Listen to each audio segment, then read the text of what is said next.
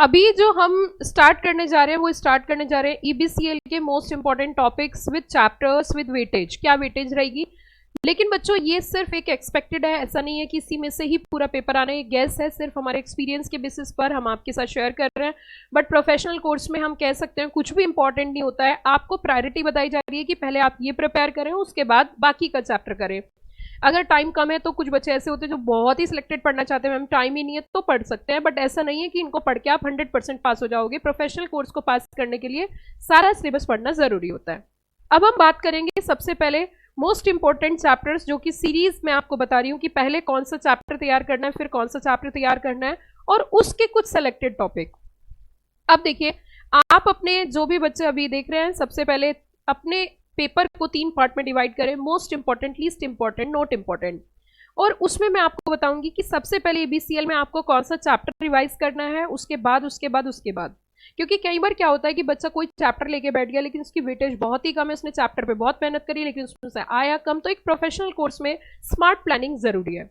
तो सबसे पहले आप ईबीसीएल की अगर हम बात करें तो आपको पहले में सबसे स्टार्टिंग में अगर कुछ तैयार करना है, कुछ अगर पढ़ना चाहते हो और उसे करना चाहते हो, तो वो है कंपटीशन एक्ट, जो कि अकेला चैप्टर आप जैसा कि जानते हो 25 नंबर का है। इसको तैयार करने के लिए सबसे अच्छा तरीका है, अभी तक के जितने भी पास्ट एग्जाम के क्वेश्चन है सब कवर कर लीजिए, A to Z, कोई क्वेश्चन आपको नहीं छोड़ना। 25 नंबर का सिंगल चैप्टर है।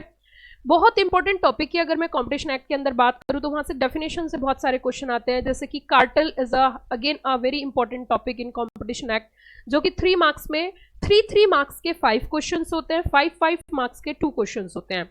तो उसको चैप्टर को तैयार करने का बेस्ट तरीका है कि अभी तक जितने भी क्वेश्चन एग्जाम में आए सब आपके टिप्स पर होने चाहिए, क्योंकि आपको टोटल 7 क्वेश्चन करने हैं 25 नंबर में।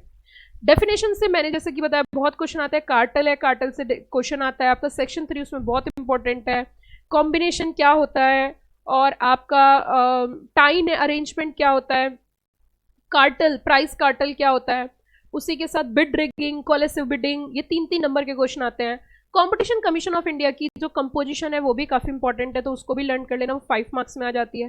फिर तीसरा इंपॉर्टेंट टॉपिक जो इसमें नजर आता है वो है पेनल्टी, कि अगर कोई कंपटीशन कमीशन ऑफ इंडिया की पेनल्टी प्रोविजन का, आदेश का पालन नहीं करता तो क्या पेनल्टी है। उससे अगला टॉपिक की अगर हम बात करें कंपटीशन कमीशन ऑफ इंडिया के अंदर, तो उसके अगला टॉपिक इसमें रहता है कि अगर आपने फेक एविडेंसेस पेश किए हैं तो उसकी क्या पेनल्टी है। तो पेनल्टीज आप बहुत अच्छे से याद कर लेना। कंपोजिशन और सेक्शन नंबर 3 तो पूरा इंपॉर्टेंट है, 3(1), जिसमें कि क्या कहा जाता है, सेक्शन 3(1) साफ बोलता है ऐसे कोई एग्रीमेंट नहीं कर सकते जो appreciable adverse effect on competition in India. Ma'am आपको पूरा चैप्टर रटा पड़ा है? हाँ भैया, अभी भी नहीं रटेगा तो कब रटेगा। तो कंपटीशन कमीशन ऑफ इंडिया जो है उसके अंदर जो कंपटीशन कमीशन ऑफ इंडिया का कहना है कि आप कोई भी ऐसे एग्रीमेंट नहीं कर सकते जिसका एप्रिशिएबल एडवर्स इफेक्ट होगा। पहली सबसेक्शन में मना किया है, दूसरे में कहा करोगे तो वॉइड हो जाएगा, तीसरे में कुछ ऐसे एग्रीमेंट्स जो मान लिए जाते हैं जिनका एप्रिशिएबल एडवर्स इफेक्ट है, जैसे प्राइस कार्टेल है, टेक्नोलॉजी कार्टेल है, और आपका बिड रिगिंग है, कोलेसिव बिडिंग जिसे बोलते हैं, ये सारे हैं।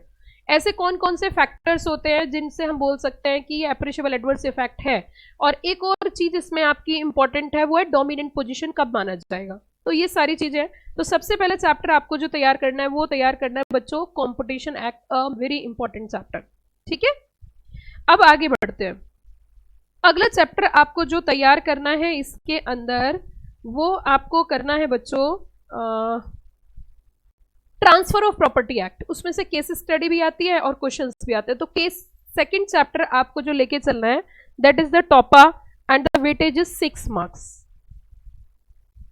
तीसरा चैप्टर आपको इसमें तैयार करना है बच्चों आरबीआई, वेटेज इज 6 मार्क्स। जल्दी जल्दी लिखो थोड़ा सा, आरबीआई वेटेज इज 6 मार्क्स।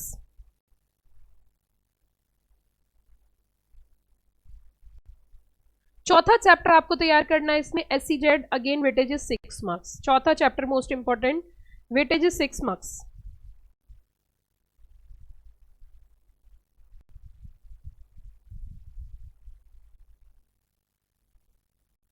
पांचवा चैप्टर आपको तैयार करना है इसमें FCRA, weightage is 5 marks. FCRA 5 marks, then FEMA 5 marks.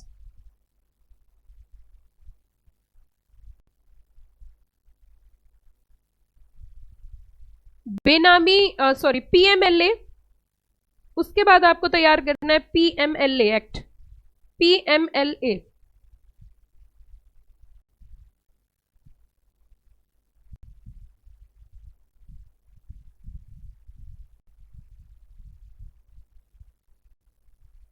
Then second important पे आ सकते हैं हम,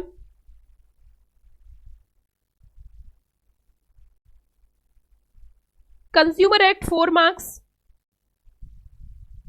consumer act 4 marks, legal metrology 4 marks, consumer act 4 marks, legal metrology 4 marks, sales act 4 marks,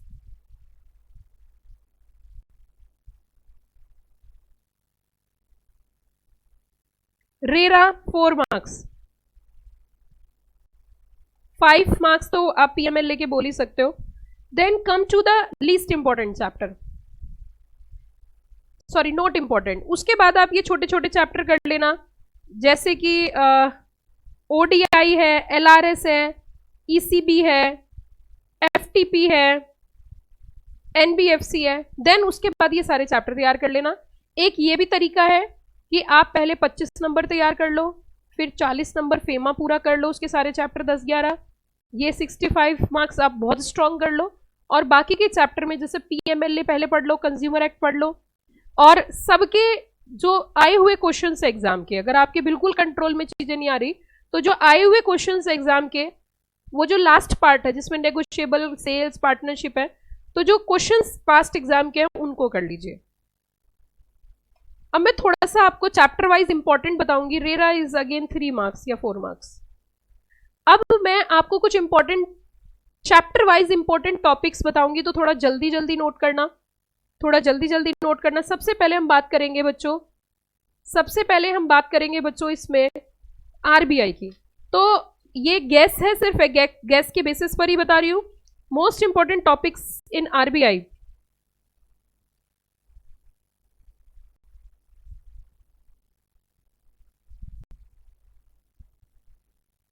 repo rate, reverse repo rate, liquidity adjustment facility, या मैं सीधा question बोल सकती हूं market operation used by RBI, market operation used by RBI, market operation used by RBI.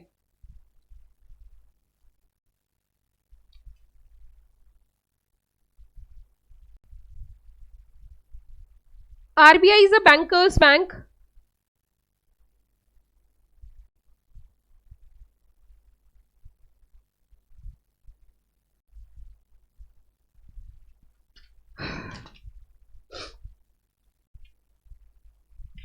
come to the next chapter, that is FEMA. Come to the next chapter, that is FEMA. Capital account transaction, person of Indian origin, current account transaction. Person of Indian origin is highly expected topic. Person of Indian origin और compounding provisions, compounding provisions.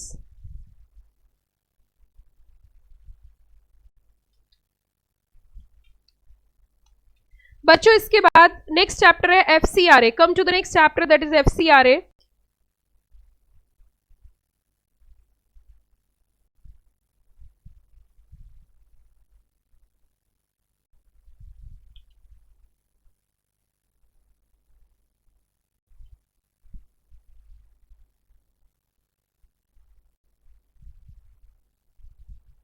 ये पूरा chapter आप करो तो ज्यादा अच्छा रहेगा, क्योंकि इसमें से बताना बहुत ही मुश्किल है, इंपॉर्टेंट और नॉट इंपॉर्टेंट। एफसीआरए पूरा पढ़ लेना।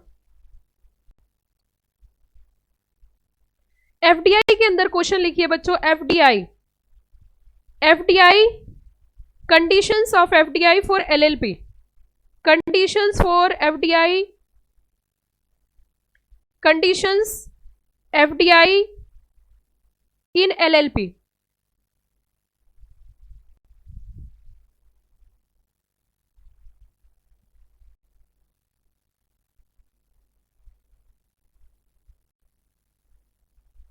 Penalties of FDI,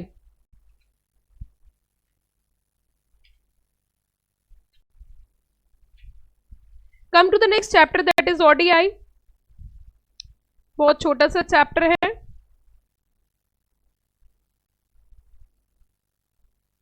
conditions for investment in overseas joint venture, conditions for investment in overseas joint venture. Come to the next chapter LRS, limit of current account transaction, limit of current account transaction. Come to the next chapter that is ECB,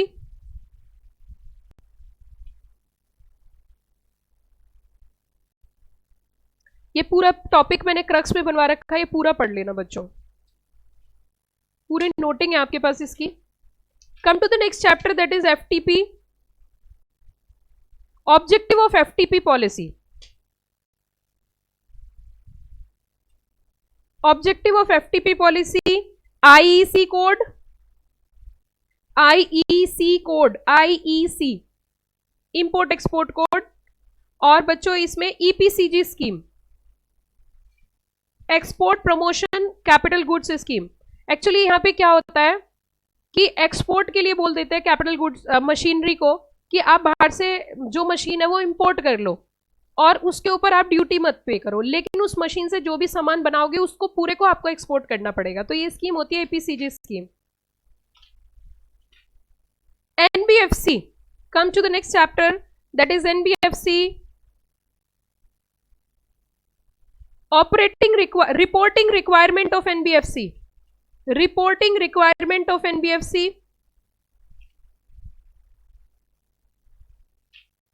NBFC में reporting requirements learn कर लेना बच्चों। Come to the next chapter SEZ, बहुत important chapter है SEZ इसका। Functions of SEZ authority, functions of SEZ authority, और इसमें मैं बहुत सिलेक्टेड नहीं बता सकती, आप पूरा करो तो ज्यादा अच्छा रहेगा। कंपटीशन लॉ का मैंने पहले से ही आपको बता ही रखा है। कंज्यूमर एक्ट के लिए सबसे अच्छा तरीका है, अभी तक कंज्यूमर एक्ट में जो बहुत ज्यादा क्वेश्चन आता है वो आता है कंज्यूमर की डेफिनेशन से, case study. Actually consumer act के अंदर जो है कंज्यूमर की डेफिनेशन में अगर कोई कमर्शियल पर्पस के लिए, अगर कोई कमर्शियल पर्पस के लिए कोई सामान लेता है तो वो कंज्यूमर की डेफिनेशन में नहीं आता। लेकिन वह सुप्रीम कोर्ट ने एक डिसाइडेड केस में बताया कि अगर कोई व्यक्ति अपनी जीवन शैली को चलाने के लिए अर्निंग फॉर हिज लाइवलीहुड, तो वो कमर्शियल पर्पस में कवर नहीं होता। जैसे मिस्टर तलविंदर है, उसने ट्रैक्टर खरीदा, वो कुछ देर के लिए अपने खेतों में भी सिंचाई करता है और किराए पर भी करता है, तो क्या वो कंज्यूमर है? आंसर इज यस, क्योंकि वो अपनी लाइवलीहुड, अपना जीवन शैली चलाने के लिए ट्रैक्टर चला रहा है, तो वो कंज्यूमर है। लेकिन अगर वही तलविंदर 5 ट्रैक्टर रखता है, 5 को किराए पे चलाता है, तो वो कंज्यूमर की डेफिनेशन में नहीं है। Come to the next that is the essential commodities act, इसके केस स्टडी आती है कंज्यूमर एक्ट से, और आप जो है इसमें डेफिनेशन से भी कई बार क्वेश्चन आते हैं। वैसे तो जब मैंने पढ़ाया उसमें इंपॉर्टेंट बताया वही कर लेना। और इसेंशियल कमोडिटी से अगर आप बहुत सिलेक्टेड करना चाहते हो तो seizure of an essential commodity और confiscation, confiscation, seizure, mens rea.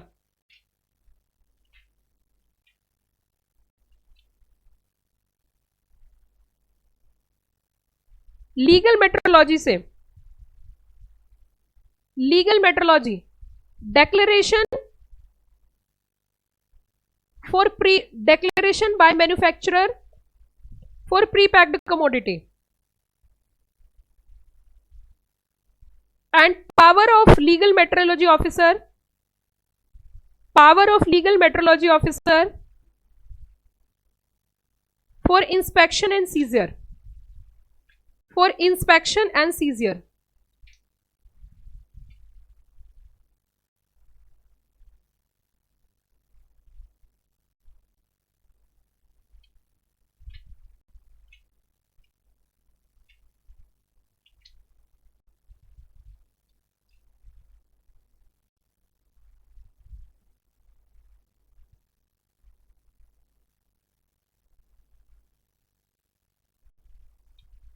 RERA chapter से आप कर सकते हो features of RERA, objectives of RERA, features of RERA, objectives of RERA.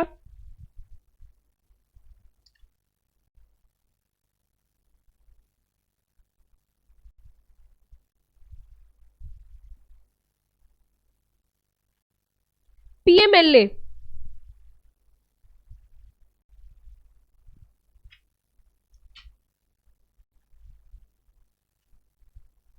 PMLA के अंदर impact of money laundering on economic development, impact of money laundering on economic development और freezing of assets, freezing of assets, freezing of assets, attachment of property, obligation of banks on KYC, obligation of banks on KYC,